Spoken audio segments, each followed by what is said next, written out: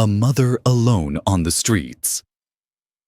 The sky above the alien colony was full of smoke and sharp lights from tall metal towers that hummed like angry machines.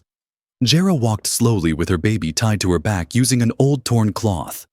Her legs were weak and her long claws scraped the ground as she dragged her feet forward. Her eyes were red from crying and lack of sleep. Every door she had knocked on today had been slammed in her face. She was tired. She was hungry. And her baby had not stopped crying since morning. She reached a building where workers loaded heavy boxes into a cargo truck. It looked like a place where she could help. She stepped forward and asked the supervisor if he needed a cleaner or a lifter. He laughed without looking at her and pointed at her child. Then he shouted so everyone could hear him. Why would I hire a single mother when I can get machines who don't cry and don't need breaks? Others joined his laughter and she turned away with her head low. Her heart felt even heavier than her arms. She crossed the street and tried another place, then another, and another. No one gave her a chance. Some ignored her completely. Some insulted her. Some just stared with disgust. Jera was from a species not respected in this sector. She came from a poor outer colony. Her people were seen as weak and full of problems. No one cared that she had escaped war. No one cared that she was alone and trying her best. As the day ended, her feet took her to the edge of the city near the docking bay where humans sometimes worked. She had never spoken to a human before. Most aliens warned her that humans were cold and selfish. But at this point, she had nothing to lose. The baby on her back gave a soft whimper, and she sat down near a supply crate. Her body was shaking. She had not eaten in 2 days, and her child was beginning to feel cold to the touch. Jera looked up at the stars above. She whispered a prayer to her ancestors. She asked them to forgive her if she failed. Her baby deserved better than this metal world filled with heartless people. Her eyes closed for a moment. Just 1 second of rest. Just one breath. Footsteps approached. A pair of boots stopped right in front of her. She opened her eyes slowly. It was a human. A tall man with rough hands and calm eyes. He looked like a worker or maybe a mechanic.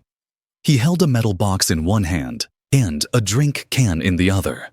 For a moment, Jera thought he would walk past like everyone else. But he didn't. He stood there and looked at her. Not with disgust. Not with fear. Just quiet concern. "You all right?" he asked. Jera did not speak. Her throat was dry and her heart raced. Was this another trick? He looked down at the baby on her back and slowly crouched to her level. Without saying much, he reached into his box and handed her a food packet. She stared at it. Then, at him. He nodded once and stood back up. "You hungry? Come with me if you want something warm." Got a little shop around the corner. Jera's hands trembled as she took the food and looked at the stranger. He had no reason to help her. He didn't even know her name. But something in his eyes told her this was real. This was not a trap. For the first time in weeks, someone had seen her. Not as trash. Not as a burden. But as someone who mattered. She stood up slowly. Her legs felt like breaking, but she followed him anyway. The baby gave a weak cry and rested against her shoulder. The human walked ahead without looking back. His name was Jacob. And from that moment, her story began to change. She did not know yet what kind of man he truly was, or how deeply this choice would affect both their lives. But deep down in her chest, something flickered again. Hope, and for Jera, that was more than enough to take one more step forward in the world that had already given up on her. The human, who asked no questions. Jera followed the human through narrow alleys between metal buildings. The lights above flickered as if the city itself didn't care who walked under them. Her baby was quiet now. Maybe too quiet. She could feel the child's small chest rising and falling, slow and weak. Her feet ached with every step, but the food packet the human gave was still clutched tightly in her claws. She hadn't opened it yet. She wanted to eat it in a safe place. If such a place even existed, the human stopped in front of a workshop. It looked old but not broken. A faded sign said, Jacob's repairs in 3 different languages. The door creaked open and the warm smell of grease, metal, and something cooking inside made her knees go soft. Jacob held the door for her. He said nothing, just waited inside. The room was small but alive. Tools hung from every wall. Machines blinked in corners. A small heating unit buzzed gently in the back. On a metal table sat 2 bowls. He pointed to one and said, "You can sit there. Eat first." Jera hesitated. Was it poisoned? Was it a test? But her stomach hurt so much it pushed her fear away. She sat down, gently moved her baby to rest beside her on a padded chair, and opened the bowl. Inside was warm vegetable stew, likely from a ration pot. Still, it smelled like a feast. She used her claw tips to eat slowly. Afraid it might disappear if she blinked, Jacob sat on the other side and worked on a damaged drone head. He didn't stare at her, didn't ask what planet she was from, didn't ask why her clothes were torn. He just worked. The silence was not heavy. It felt gentle, like she didn't have to explain her pain for once. After some time, Jacob spoke softly. "You want to help around the shop tomorrow?" Jera looked up quickly. Her mouth froze. Was he offering her a job? "I don't have money to pay you yet," he continued. "But I got tools that need sorting, and you'll eat hot every night if you stay honest." She looked at her baby, who was now sleeping peacefully in the warmth. Then she looked back at the human. No one had offered her anything without demanding something dark in return. Not since her escape. Not since her people died. "Why?" she whispered. "Why help me?" Jacob shrugged and wiped his hands with a rag. "You're not the only one who's been left behind." He didn't smile like he wanted something. He didn't offer false kindness. He just stood up, grabbed a spare blanket from a supply box, and handed it to her. "You can sleep in the back room. It's warm and no one bothers me there. Tomorrow, we start early." Jera couldn't reply. Her throat tightened with emotion. She clutched the blanket like it was made of gold. She nodded once, too scared to speak in case this was all a dream. That night, she laid on the soft pad in the back room. The baby curled beside her. Outside the door, she could hear Jacob repairing something late into the night. She wondered what kind of life he had lived. What pain made him this quiet and kind in the morning? She woke before the lights turned on. She didn't wait to be told. She cleaned the tool wall, wiped the dust, organized the spare parts by size and color. Her claws were not made for delicate work, but she tried with all her strength. Jacob came out rubbing his eyes and looked around the room. He raised an eyebrow. "You did all this?" She nodded. "Not bad," he said, handing her a cup of broth. "Better than the last assistant I hired. That guy broke 3 compressors in 1 week." Jera allowed herself a small smile. A real one. She didn't know what tomorrow would bring. Maybe trouble. Maybe hope. But today, she had been seen, heard, fed, housed, and most of all, trusted. That was a gift no one had given her since the war ended. And now, for the first time in a long time, Jera decided something for herself. She would prove she was worth the chance this strange human had given her. Even if the world still saw her as nothing, she would become something inside this workshop. Something more than a mother with empty hands. Something human hearts could understand even without words, even without. She's not useless after all. Morning light from the city's upper platforms filtered into the workshop through grimy panels. Jera had already been up for hours, wiping the oil-stained floor and sorting strange tools by shape and color. Her claws weren't like human fingers. They were thicker, curved, not meant for holding tiny screws or turning delicate knobs. But she tried anyway. Jacob didn't speak much as he moved around the workshop. He was focused, quiet, and quick with his hands. But every now and then, Jera caught him glancing her way.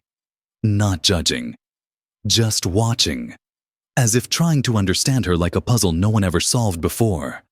She spilled a container of fasteners once. They scattered like marbles across the metal floor. Her heart stopped.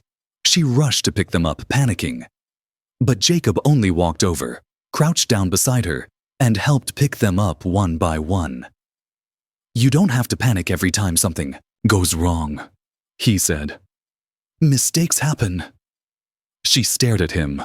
"Where I'm from, one mistake means no food."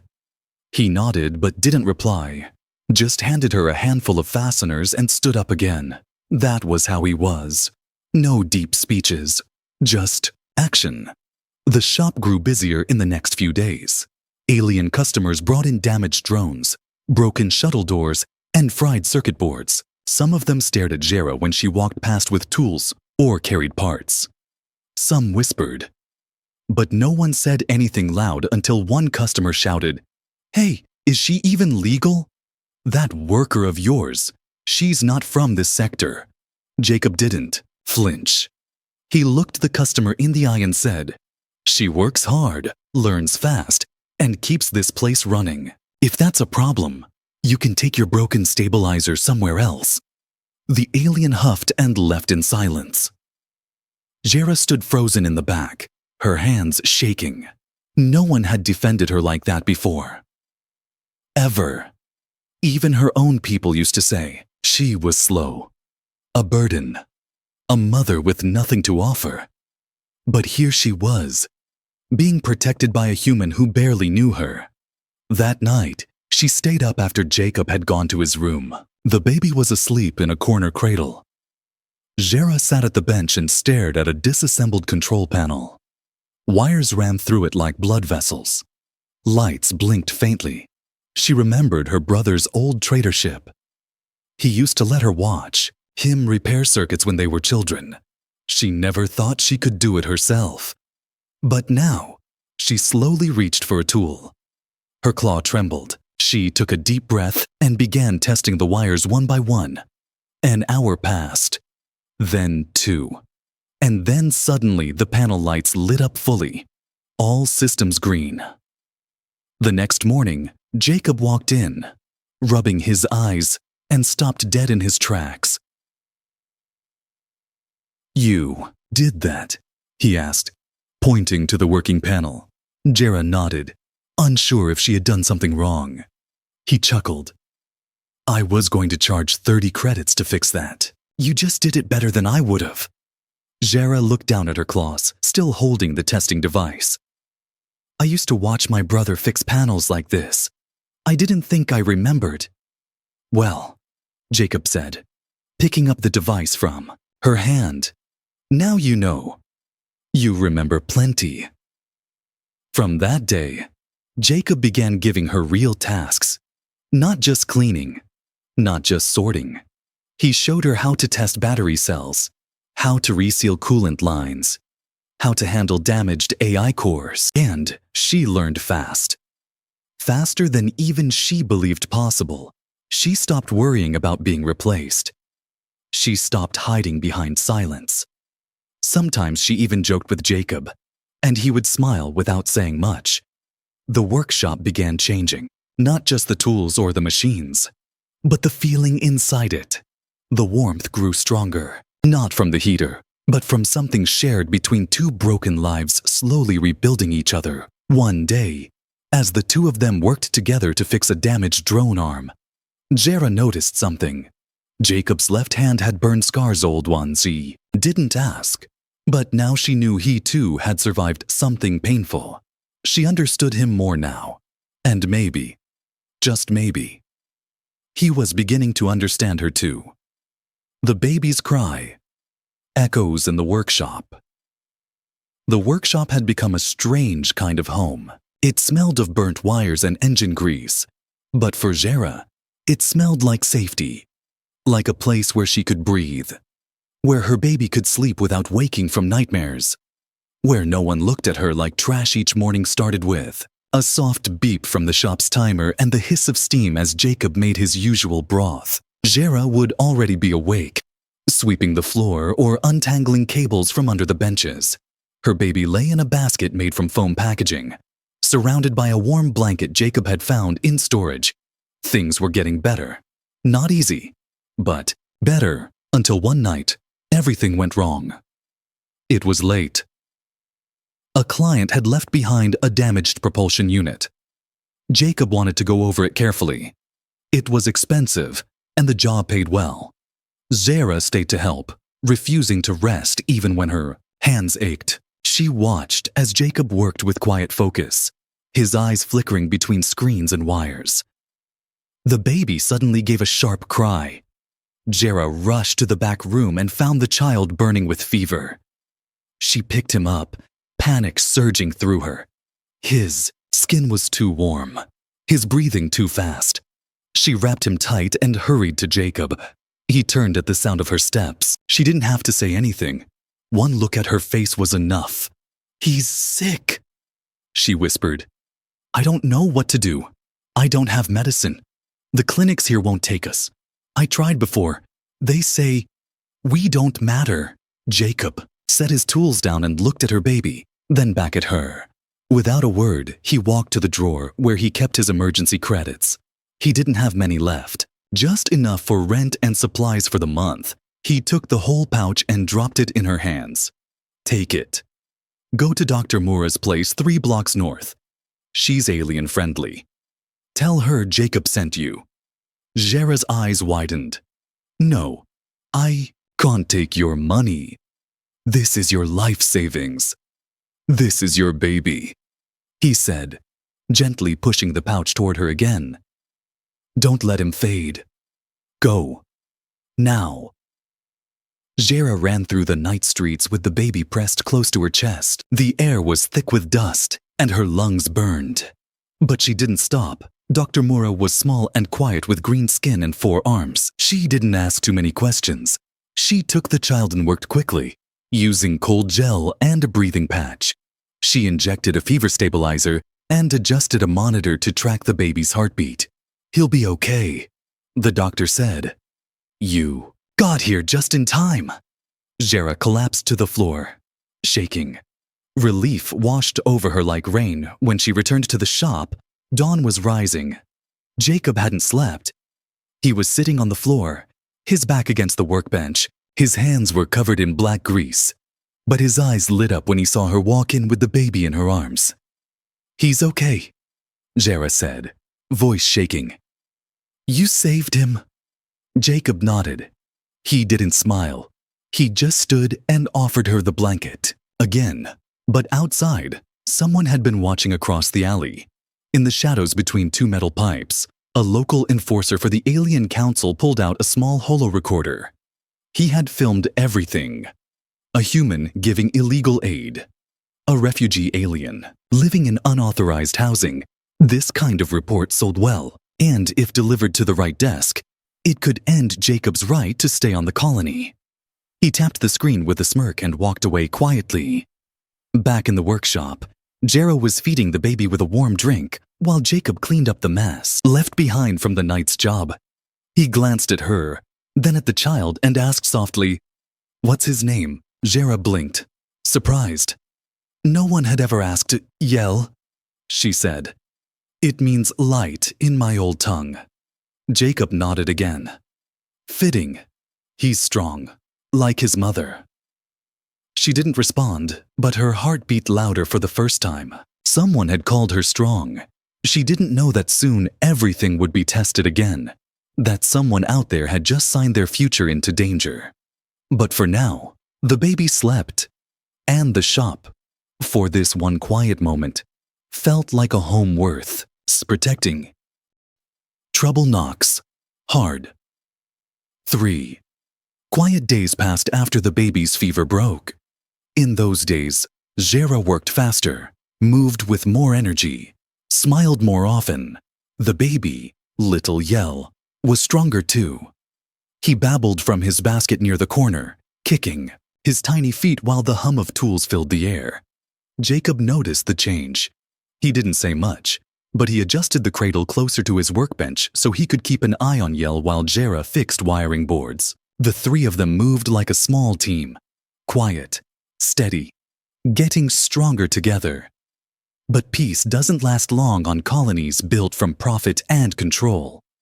The knock on the shop door came in the middle of the day. Sharp, loud, official. Jacob looked up, and something in his gut turned cold. Jera froze mid-task, a coil of wire in her hand. The baby sensed the tension and fell silent. Outside, 3 armored aliens waited. One wore the symbol of the colony's enforcement council. The others were patrol drones, black with blinking red sensors and long metal arms. Jacob opened the door calmly. "Can I help you?" The lead enforcer stepped forward. His voice was smooth like oil. "Jacob R. Hayes, you are under investigation for illegal employment of a non-citizen and violation of sector residency laws. You will come with us immediately." Jera stepped forward instinctively. "No." Jacob raised a hand gently without turning. "It's all right." She grabbed his sleeve. Her eyes were wide with fear. "Don't let them take you. Please, this is my fault." He turned and gave her a look she couldn't forget. It said everything without saying anything. "I'm not letting you suffer. I made the choice." He nodded to the enforcer.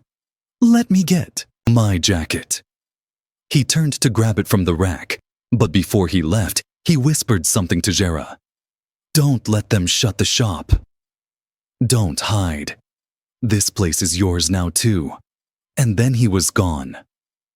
The door closed behind them with a final hiss. Jera stood frozen. Her hands trembled.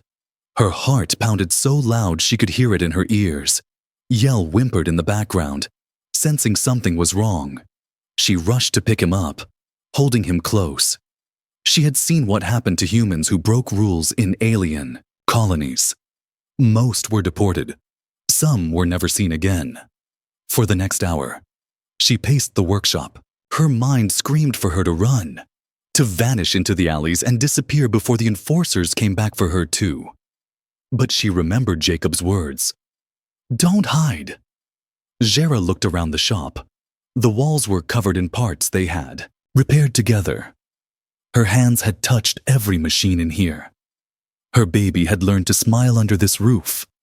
No, she would not run. Instead, she wiped her face, set the baby down, and began to clean the workbench. Her claws moved with focus. She oiled the tools, organized the parts, straightened the cables. If Jacob came back, he would not return to a broken place. If he didn't, she would make sure his shop survived anyway. That night, the doorbell rang again. But this time, it wasn't an enforcer. It was the old alien who sold water filters on the next block. He stood outside awkwardly, holding a cracked coolant pipe. "Is the human still here?" he asked. Jera shook her head. "No. He was taken." The old alien hesitated, then looked at the pipe. "Can you fix this?" Jera blinked. "You want me to repair it?" "I saw you working last week," he muttered. "You knew what you were doing. If you can fix it, I'll pay what I paid him." Jera took a breath, then reached for the pipe. With steady hands, she worked late into the night, soldering the crack and resetting the seals. When she returned it to the alien the next morning, he handed her 10 credits without a word. And then another customer came, and another. News spread fast in quiet streets. Jacob's shop still worked. And the alien mother left behind wasn't just surviving. She was rising. The mother who spoke for a human. The shop was no longer silent. Every hour, someone knocked. An alien with a broken drone. A merchant with a damaged scanner. Even a young couple who just wanted their food warmer fixed. They all came with hesitation. But they stayed because of Jera. Her movements were quick. Now, her claws, once clumsy and unsure, danced across wires and panels. She didn't just repair machines. She listened. She greeted every customer with quiet respect. Some returned just to thank her. Some left food by the door for her baby. Yell had become a small symbol of hope in the corner of the shop, but none of it could erase the fear in Jera's heart. Jacob was still gone. Every night, she sat in the back room after closing, staring at the door, wondering if it would open. But it never did. She imagined him sitting in some cold cell, silent, angry, or worse, already deported from the colony, maybe even hurt one morning. As she adjusted a cracked interface screen, a short alien woman entered the shop. She wore long official robes and a council badge on her chest. Behind her stood 2 guards and a floating record drone. Jera stood tall, holding her baby close. The woman spoke sharp and clear. "You are the undocumented worker who stayed behind, yes?" Jera nodded once. She did not lower her eyes. "Mr. Hayes has been scheduled for removal from the colony. He refused to speak on his own behalf. But he left a note requesting we allow you to speak for him at the council hearing." Jera's heart skipped. "You want me to stand in front of the council?" she asked slowly. The woman tilted her head. "Yes. Do you accept?" Jera looked down at Yell's face. He was watching her with bright, trusting eyes. She had been afraid her entire life. But this moment was different. "I accept." The next day, Jera stood in the center of the colony's high hall. The ceiling was made of crystal panels. The council sat in a wide arc above her. Dozens of eyes stared.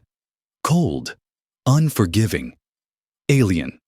The lead counselor's voice echoed across the hall. "State your purpose, citizen, or non-citizen, rather." Jera stepped forward.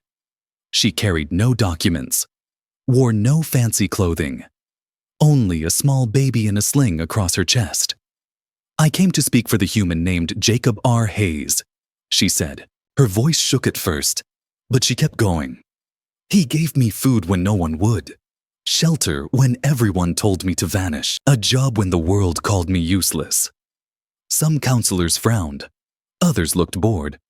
One adjusted a datapad lazily. "He broke your rules." "I know that," Jera said. "But maybe your rules are broken too. You say workers must be registered, but what about the ones escaping war? What about mothers with no place to go? You say humans cannot hire without permission. But what permission did you give to those of us starving in your streets?" There was silence. Jera's voice grew louder. "He gave me a chance. I fixed over 20 machines in the last week. I earned pay. I served your citizens. I did not steal. I did not lie. I did not beg.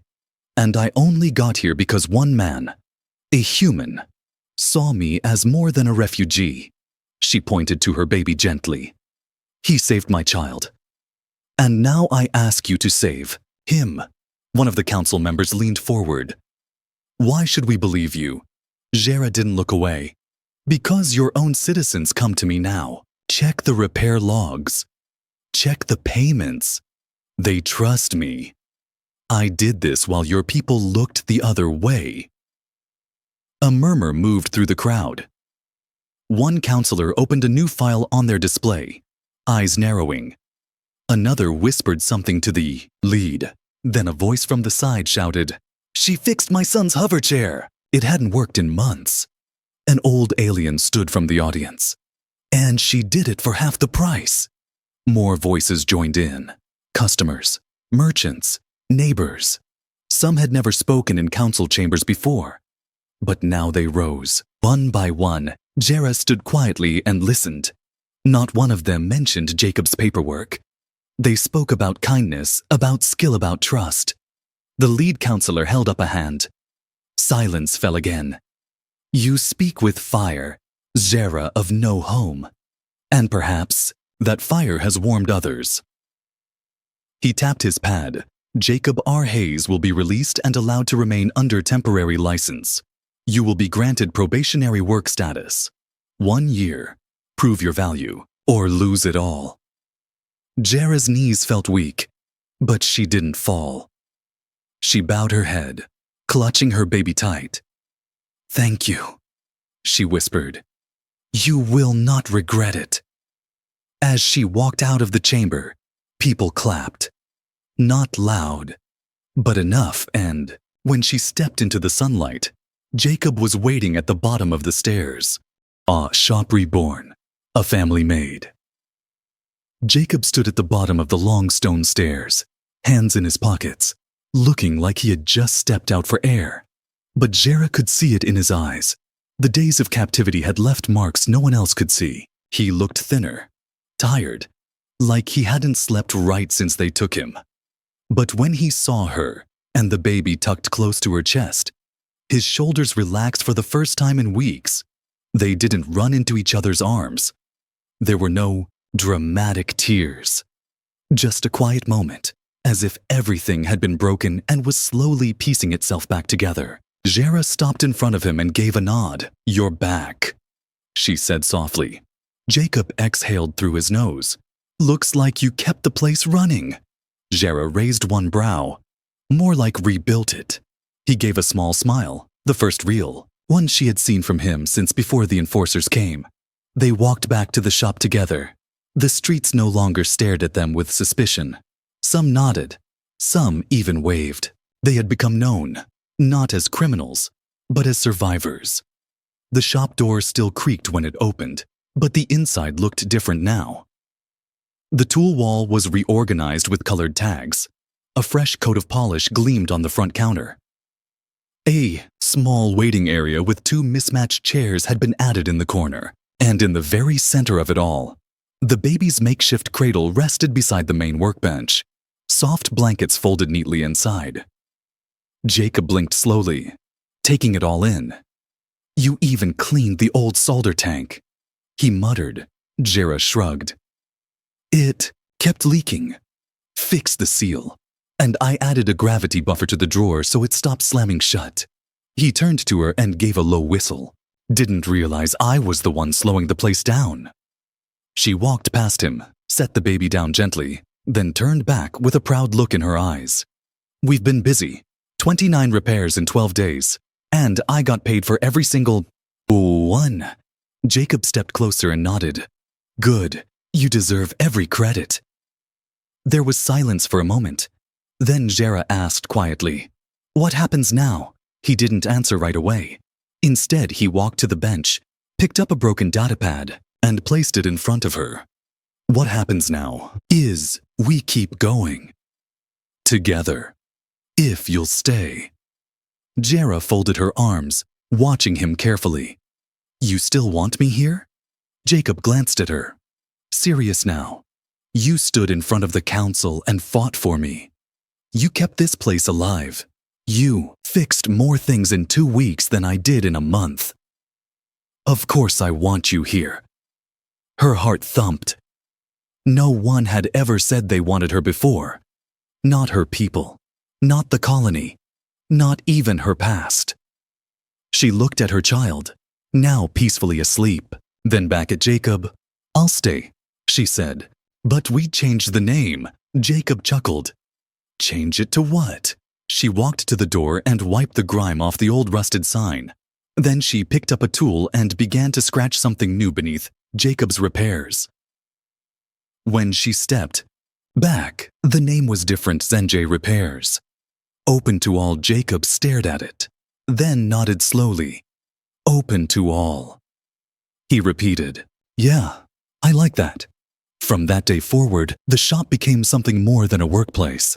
Refugees came, lost travelers, young aliens needing tools for school projects.